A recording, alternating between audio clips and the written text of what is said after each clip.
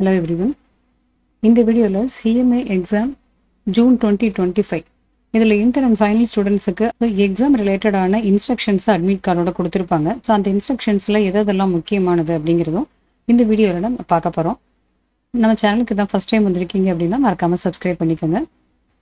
And Telegram இன்ஸ்டாவில் join பண்ணலைனாலும் link டிஸ்கிரிப்ஷனில் இருக்குது, ஜாயின் பண்ணிக்கோங்க. இப்போ inter and final students June 2025 எக்ஸாமுக்கான அட்மிட் கார்டு அவங்க தான் பிரிண்ட் அவுட் பண்ணிக்கணும். ஸோ அட்மிட் கார்டு எந்த லிங்க்கில் இருந்து அவங்க எடுக்கணும் அப்படிங்கிறத முதல்ல பார்க்கலாம். இன்ஸ்டியூட் சைட்டுக்கு வைக்கங்க. அங்கே ஸ்டூடெண்ட்ஸ் டேபை கிளிக் பண்ணிங்கன்னா அதில் எக்ஸாமினேஷன்ஸ் டேபு, இதில் அட்மிட் கார்டு வரும். ஸோ இந்த இடத்துல admit card for foundation inter and final students June 2025 டேர்ம்னு இருக்கும்.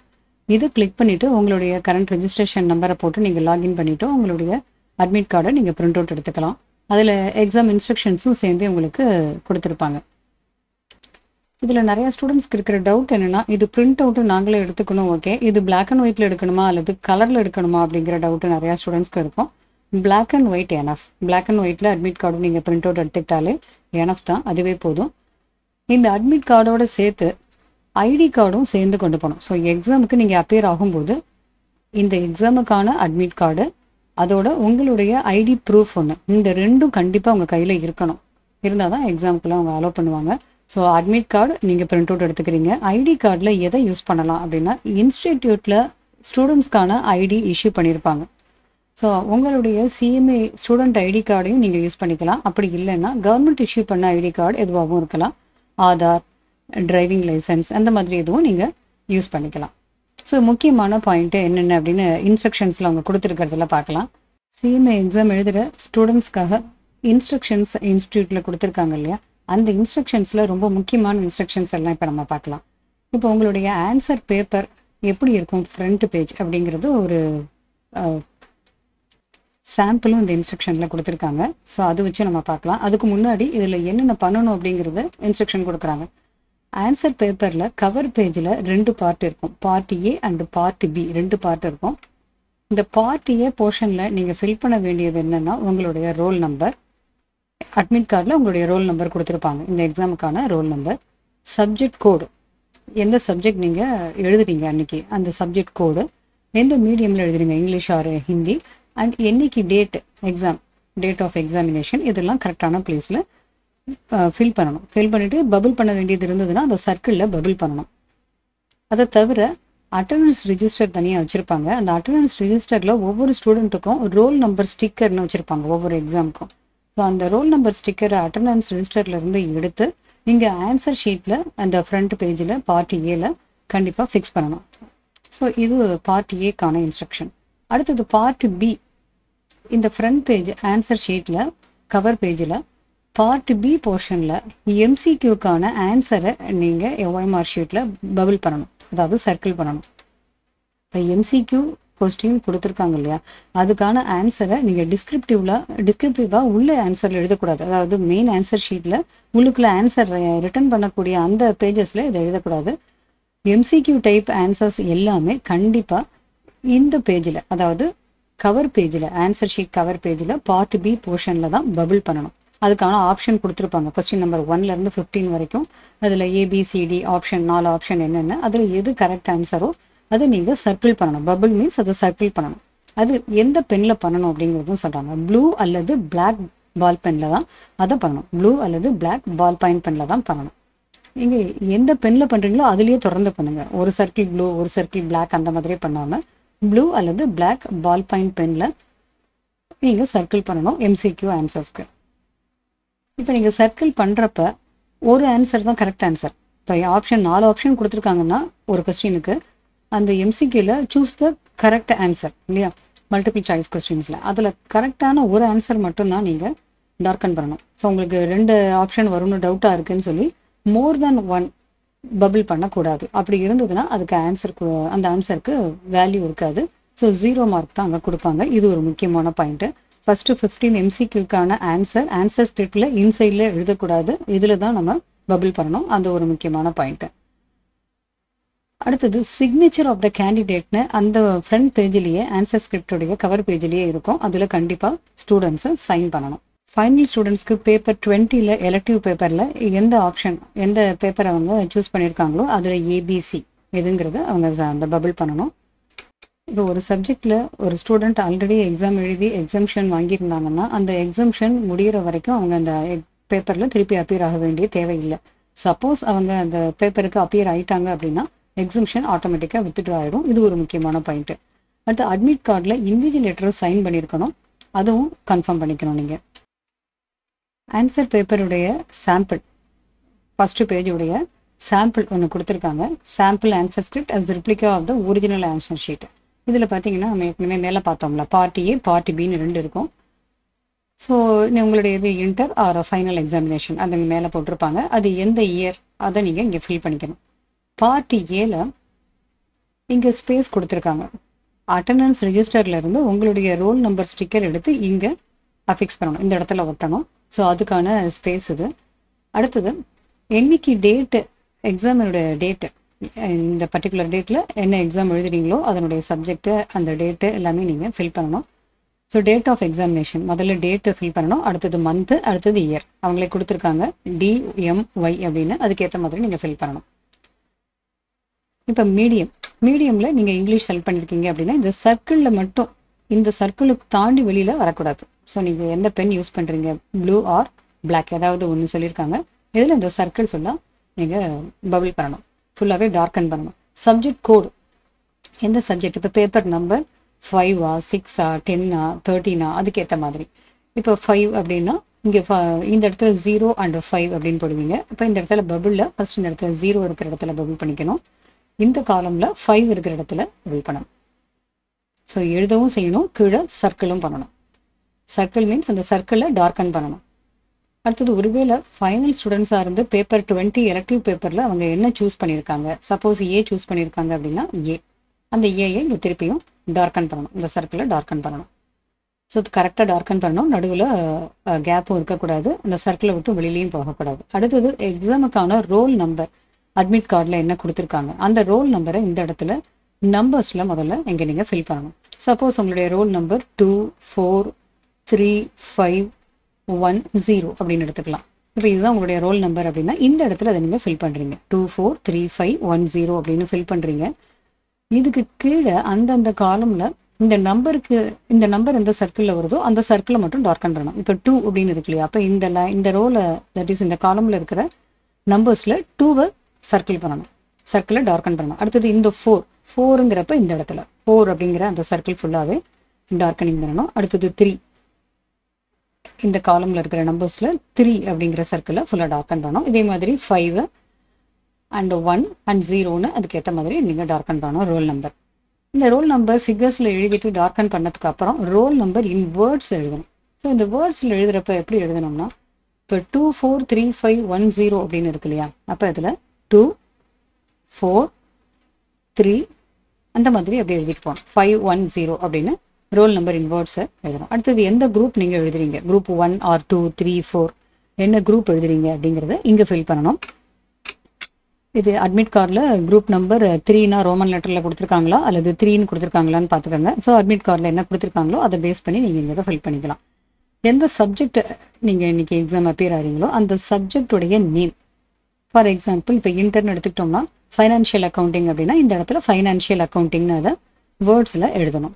அடுத்தது ஆன்சர் ஷீட்டில் ஒரு வேளை அடிஷனல் ஷீட்ஸ் நீங்கள் யூஸ் பண்ணுறதா இருந்தால் எவ்வளவு அடிஷனல் ஷீட்ஸ் யூஸ் பண்ணியிருக்கீங்களோ அதை இங்கே ஃபில் பண்ணணும். அடிஷனல் ஷீட் யூஸ் பண்ணலைன்னா அது பிளாங்காக நம்ம ஒரு டேஷ் போட்டுட்டு விட்டுறலாம். இது பார்ட்டி ஏ ஃபில் பண்ண வேண்டிய டீட்டெயில்ஸ் எல்லாம் பார்த்தோம். அடுத்தது பார்ட்டி பி, ஆன்சர் ஷீட்டில் ஃப்ரண்ட் கவர் பேஜில் பார்ட்டி பி அப்படின்னு கொடுக்குறாங்க இல்லையா, இதில் MCQக்கான ஆன்சர்ஸை நீங்கள் டார்க்கன் பண்ணணும், சர்க்கிளில் டார்க்கன் பண்ணணும். இதில் இங்கே ஸ்ட்ரிக்டாக சொல்லியிருக்காங்க ப்ளூ அல்லது பிளாக் பால் பென் யூஸ் பண்ணணும். கரெக்டான ஆன்சர் எதுவோ, எது கரெக்ட் ஆன்சர் நீங்கள் நினைக்கிறீங்களோ அந்த சர்க்கிளை டார்க்கன் பண்ணணும், அதை ஷேடு பண்ணணும். ஸோ இதில் 15 கொஸ்டின்ஸுக்கும் ஆன்சர்ஸ் இதில் தான் நீங்கள் டார்க்கன் பண்ண போகிறீங்க. ஒரு கொஸ்டினுக்கு 2 மார்க்ஸு 30 மார்க்ஸு. ஸோ அது ஷேடு பண்ணுறப்ப தப்பாக ஷேட் பண்ணியிருந்தாலோ அல்லது மல்டிபிள் ஷேடிங் 2-3 சர்க்கிளை ஒரே ஆன்சருக்கு ஷேட் பண்ணியிருந்தாலோ அதை ஆன்சருக்கு கன்சிடர் பண்ண மாட்டாங்க, தட் இஸ் கரெக்ஷனுக்கு கன்சிடர் பண்ண மாட்டாங்க, அங்கே மார்க்கு கிடைக்காது. ரெட் பென் யூஸ் பண்ணக்கூடாது, அவாய்ட் பண்ணணும், அதை ஸ்ட்ரிக்டாக சொல்லியிருக்காங்க. ஸோ இந்த கொஸ்டின் நம்பர் 1 MCQக்கான ஆன்சர்ஸை ஆன்சர் ஸ்கிரிப்டுக்கு உள்ளே எழுதக்கூடாது. இந்த இடத்துல தான் டார்க்கன் பண்ணணும்.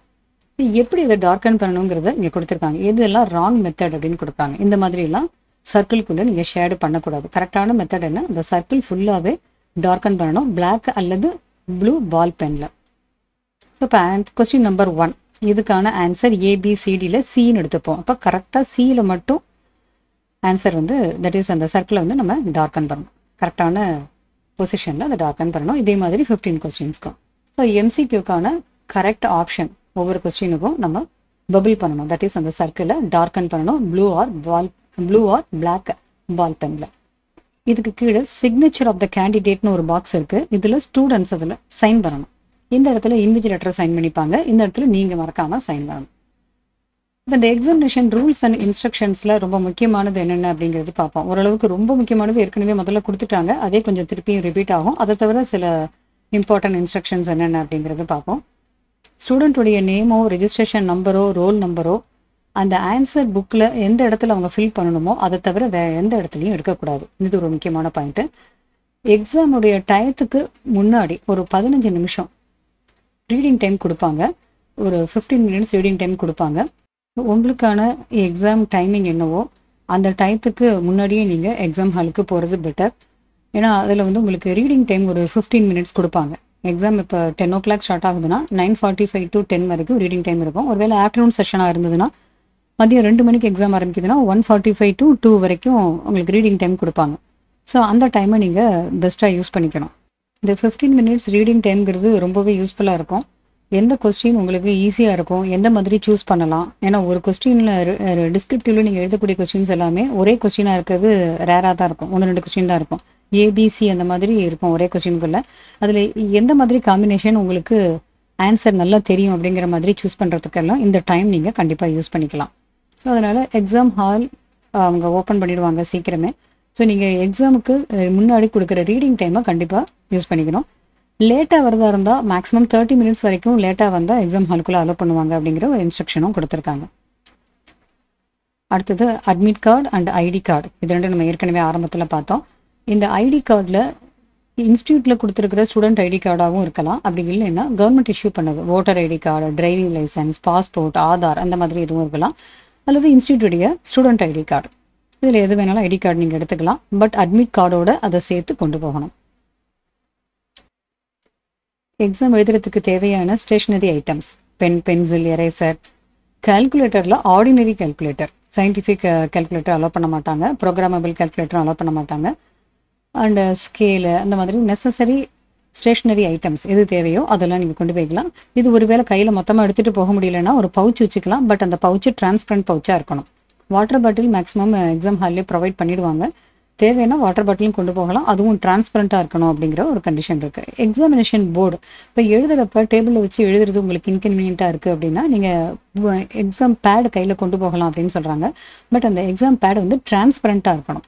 அந்த பாயிண்ட்டும் இங்கே முக்கியம். ரிஸ்ட் வாட்ச் அப்படிங்கிறப்ப நார்மலான ரிஸ்ட் வாட்ச் வெறும் டைம் பார்க்குற மாதிரி இருக்குது. டைம், டே அண்ட் டேட் இருக்கிற மாதிரியான நார்மல் ரிஸ்ட் வாட்ச் நீங்கள் போட்டுட்டு போகலாம்.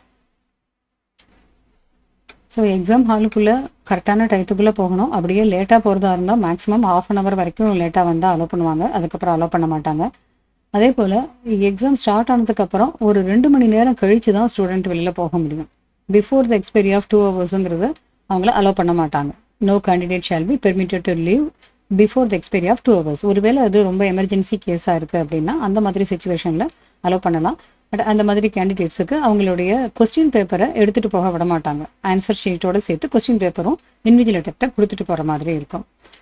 அட்மிட் கார்டில் உங்களுடைய எக்ஸாம் சென்டர் என்ன அப்படிங்கிறது கொடுத்துருப்பாங்க. ஸோ உங்களுடைய எக்ஸாம் சென்டருக்கு நீங்கள் போனீங்கன்னா அங்கே சீட்டிங் அரேஞ்ச்மெண்ட் எந்த ஹாலில் எக்ஸாம் நடக்குது, அதில் எந்தெந்த ரோல் நம்பருக்கு எந்தெந்த ஹால் எந்தெந்த ரூம் அப்படிங்கிற மாதிரி டீட்டெயில்ஸ் எல்லாம் டிஸ்பிளே பண்ணியிருப்பாங்க. ஸோ அதை பார்த்துட்டு உங்களுக்கான ரூம் நீங்கள் வந்து சர்ச் பண்ணிவிட்டு போய் இந்த எக்ஸாம் அப்பியர் ஆகணும். இப்போ சப்போஸ் ஏற்கனவே நீங்கள் எக்ஸாம் எழுதி ஒரு பேப்பரில் எக்ஸம்ஷன் வாங்கியிருக்கீங்க. அந்த எக்ஸம்ஷன் வாங்கின பேப்பர் உங்களுக்கு அடுத்து வர்ற 3 எக்ஸாமுக்கு எக்ஸம்ஷனாக நீங்கள் கிளைம் பண்ணிக்க முடியும். அதாவது only for 3 consecutive terms of examination immediately the term in which the student has secured exemption. சில ஸ்டூடெண்ட்ஸ் என்ன நினைப்பாங்கன்னா சப்போஸ் ஜூன் 2024 எக்ஸாம் எழுதி அவங்களுக்கு எக்ஸம்ஷன் கிடச்சிருக்கலாம். அப்போ ஜூன் 2024 அவங்க எக்ஸம்ஷன் வாங்கியிருக்காங்க அப்படின்னா அடுத்து வர்ற 3 எக்ஸாமுக்கு அவங்களுக்கு எலிஜிபிலிட்டி உண்டு. அப்போ அடுத்து வர்ற 3 அட்டெம்ப்ட் அப்படின்னா டிசம்பர் 24க்கு வரும், அடுத்தது ஜூன் 25க்கு வரும், அடுத்தது டிசம்பர் 25. இந்த 3 எக்ஸாமுக்கு இந்த எக்ஸம்ஷனை அவங்க யூஸ் பண்ணிட்டு எக்ஸாம் எழுதலாம். சப்போஸ் ஸ்டூடெண்ட்ஸ் இந்த 3 அட்டெம்ப்டில் இந்த 3 எக்ஸாமில் ஏதாவது ஒரு அட்டெம்ப்ட் அவங்க அப்பியர் ஆகாமல் இருந்திருக்கலாம்.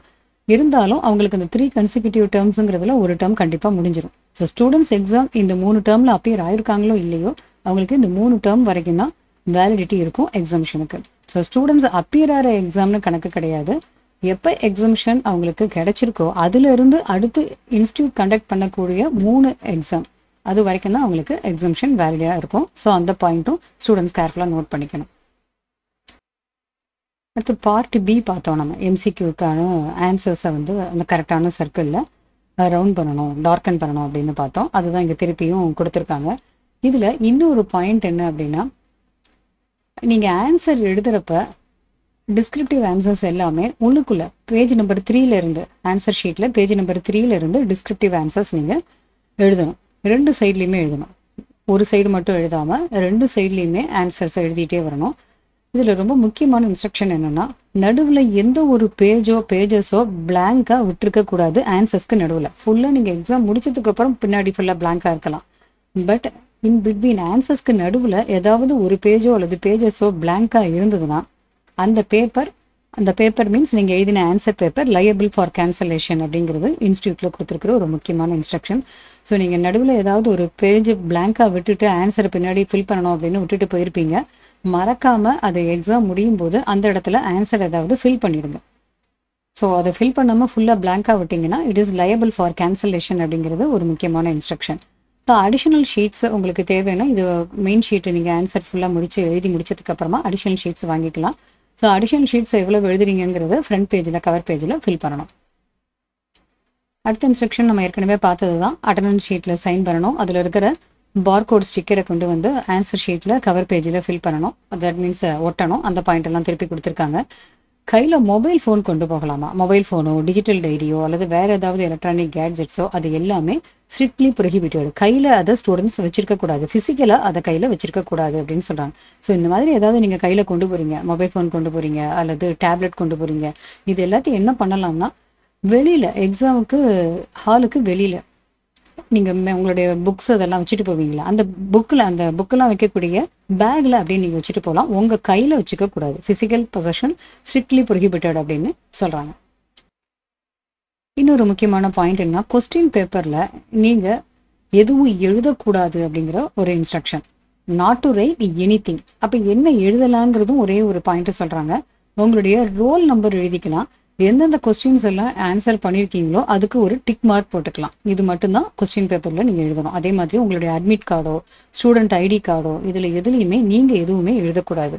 அந்த பாயிண்ட்டும் அதில் முக்கியமாக சொல்கிறாங்க. ஸோ கொஸ்டின் பேப்பரில் நீங்கள் சின்ன சின்னதாக ஆன்சர்ஸை ஹிண்ட்டாக எழுதுறது அல்லது ஷார்ட்டாக ஆன்சர்ஸ் எழுதி வச்சுக்கிறது அது எல்லாமே ஸ்ட்ரிக்ட்லி ப்ரொஹிபிட்டட் அப்படிங்கிற பாயிண்ட் இங்கே கொடுக்குறாங்க. So CMA inter and final students இந்த ஜூனில் எக்ஸாம் எழுத போகிற ஸ்டூடெண்ட்ஸுக்கு இம்பார்ட்டன்ட் இன்ஸ்ட்ரக்ஷன்ஸாக இன்ஸ்டியூட்டில் என்ன சொல்லியிருக்காங்க அப்படிங்கிற பாயிண்ட் எல்லாம் இப்போ நம்ம பார்த்தோம். ஸோ திருப்பியும் ஒரு தடவை பார்க்கலாம். ரொம்ப முக்கியமாக நீங்கள் என்னென்ன எடுத்துக்கணும், அட்மிட் கார்டு பிரிண்ட் அவுட் எடுத்துக்கணும். அது பிளாக் அண்ட் ஒயிட்டாக இருக்கலாம். அண்ட் தென் ஐடி கார்டு, அது ஸ்டூடெண்ட் ஐடி கார்டு இன்ஸ்டியூட்டில் இஷ்யூ பண்ணதாக இருக்கலாம் அல்லது கவர்மெண்ட் ஐடி கார்டில் எதுவாகவும் இருக்கலாம். இந்த ரெண்டும் மஸ்ட்டு எக்ஸாமுக்கு நீங்கள் கையில் கண்டிப்பாக எடுத்துக்கணும். அதை தவிர நீங்கள் ஆன்சர் எழுத போகிற பென் அது பிளாக் அல்லது ப்ளூ எந்த ஒரு கலர் நீங்கள் சூஸ் பண்ணுறீங்களோ அதுலேயே தொடர்ந்து எழுதுங்க. 2 கலரும் மிக்ஸ் பண்ணி எழுதாதீங்க. அதே மாதிரி ரெட் பென் அந்த மாதிரிலாம் எதுவுமே யூஸ் பண்ணாதீங்க. ஏற்கனவே நம்ம இன்ஸ்ட்ரக்ஷன்ஸ்லாம் பார்த்தோம். இப்போ OMR ஷீட்டில் சர்க்கிள் பண்ணுறப்ப black or blue ball pen அப்படின்னு தான் சொல்லியிருக்காங்க. ஸோ நீங்கள் ஆன்சர் உள்ள டிஸ்கிரிப்டிவாக ரைட்டிங்கில் எழுதுகிறப்பவும் பிளாக் பென் அல்லது ப்ளூ பென் எதில் நீங்கள் எழுதுறீங்களோ அதே பெனில் ஃபுல் ஆன்சர்ஸும் அப்படியே எழுதுங்க. அதில் மெயின் பாயிண்ட்ஸ் எல்லாம் நீங்கள் அண்டர்லைன் பண்ணுறதா இருந்தால் நீங்கள் எழுதுகிற பெனில் அதுலேயே அப்படியே அண்டர்லைன் பண்ணிக்கிட்டே போயிடுங்க. இது சிம்பிள் அண்ட் ஈஸியாகவும் இருக்கும். ஸோ இது உங்களுக்கு தனியாக ஒரு தரம் திருப்பி பார்த்து அதுக்கப்புறம் அண்டர்லைன் பண்ணுறதுக்கான டைம் இருக்குமான்னு தெரியாது. அதனால் ஆன்சர் எழுதுறப்பவே ஒருவேளை தியரி கொஸ்டினாக இருக்கும்போது அதில் மெயினான கீ பாயிண்ட்ஸ் என்ன அப்படிங்கிறத ஆன்சர்ஸை அப்படியே அண்டர்லைன் பண்ணி எழுதுகிற பேனா அந்த கலர்லேயே அப்படியே அண்டர்லைன் பண்ணிடுங்க. தனியாக இன்னொரு கலரில் அண்டர்லைன் பண்ணணும்னா அவசியமே கிடையாது. ஸோ எந்த கலர் பேனால நீங்கள் ஆன்சர் எழுதுறீங்களோ ப்ளூ ஆர் பிளாக், அதுலேயே தொடர்ந்து ஃபுல் ஆன்சர்ஸுமே எழுதுங்க. ஸோ இந்த வீடியோவில் ஜூன் 2025 CMA எக்ஸாமுக்கான இன்ஸ்ட்ரக்ஷன்ஸ் என்ன, அதில் ரொம்ப முக்கியமான இன்ஸ்ட்ரக்ஷன்ஸ் என்ன அப்படிங்கிறது பார்த்தோம். இது கண்டிப்பாக உங்களுக்கு ரொம்பவே யூஸ்ஃபுல்லாக இருந்திருக்கும். இது உங்களுடைய ஃப்ரெண்ட்ஸுக்கும் யூஸ்ஃபுல்லாக இருக்கும்னு நினச்சிங்கன்னா அவங்களுக்கு இதை ஷேர் பண்ணுங்கள். நம்ம அடுத்து ஒரு டாப்பிக்கில் மீட் பண்ணுவோம்.